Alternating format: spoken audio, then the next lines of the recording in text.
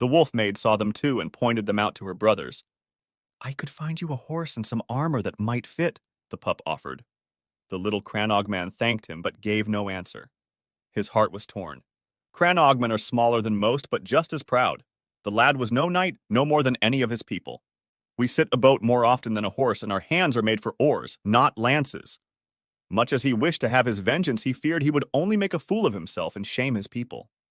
The quiet wolf had offered the little crannogman a place in his tent that night, but before he slept, he knelt on the lakeshore, looking across the water to where the Isle of Faces would be, and said a prayer to the old gods of North and Neck.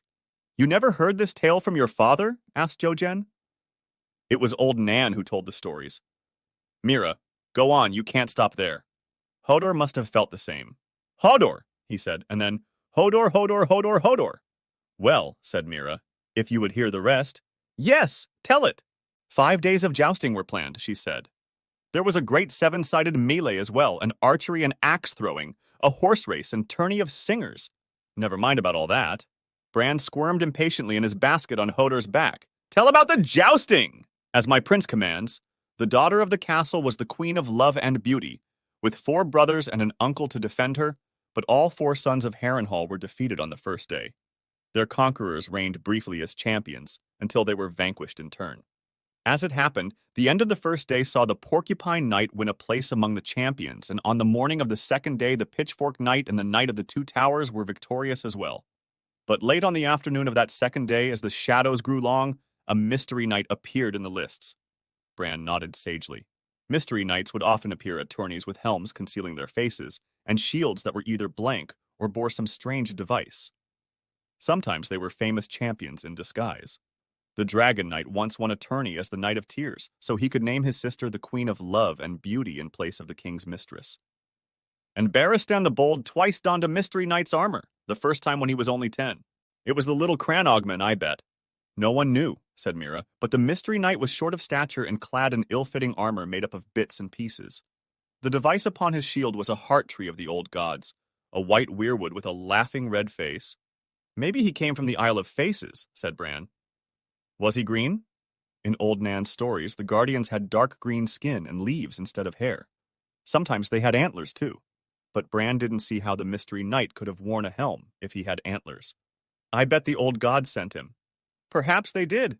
The Mystery Knight dipped his lance before the king and rode to the end of the lists where the 5 champions had their pavilions. You know the 3 he challenged. The Porcupine Knight, the Pitchfork Knight, and the Knight of the Twin Towers. Bran had heard enough stories to know that. He was the little crannogman I told you. Whoever he was, the old gods gave strength to his arm. The Porcupine Knight fell first, then the Pitchfork Knight, and lastly, the Knight of the Two Towers. None were well loved, so the common folk cheered lustily for the Knight of the Laughing Tree, as the new champion soon was called. When his fallen foes sought to ransom horse and armor, the Knight of the Laughing Tree spoke in a booming voice through his helm, saying, Teach your squire honor. That shall be ransom enough. Once the defeated knights chastised their squires sharply, their horses and armor were returned. And so the little crannogman's prayer was answered, by the green men or the old gods or the children of the forest. Who can say? It was a good story, Bran decided after thinking about it a moment or two. Then what happened? Did the Knight of the Laughing Tree win the tourney and marry a princess? No, said Meera. That night at the great castle, the Stormlord and the Knight of Skulls and Kisses each swore they would unmask him, and the king himself urged men to challenge him, declaring that the face behind that helm was no friend of his. But the next morning when the heralds blew their trumpets, and the king took his seat, only 2 champions appeared. The Knight of the Laughing Tree had vanished. The king was wroth and even sent his son the Dragon Prince to seek the man. But all they ever found was his painted shield, hanging abandoned in a tree. It was the Dragon Prince who won that tourney in the end. Oh, Bran thought about the tale a while. That was a good story, but it should have been the 3 bad knights who hurt him, not their squires. Then the little crannogman could have killed them all. The part about the ransoms was stupid, and the Mystery Knight should win the tourney. Defeating every challenger and name, the wolf made the Queen of Love and Beauty. She was, said Meera, but that's a sadder story. Are you certain you never heard this tale before, Bran? Asked Jojen. Your lord father never told it to you? Bran shook his head. The day was growing old by then, and long shadows were creeping down the mountainsides to send black fingers through the pines. If the little crannogman could visit the Isle of Faces, maybe I could too. All the tales agreed that the green men had strange magic powers. Maybe they could help him walk again, even turn him into a knight.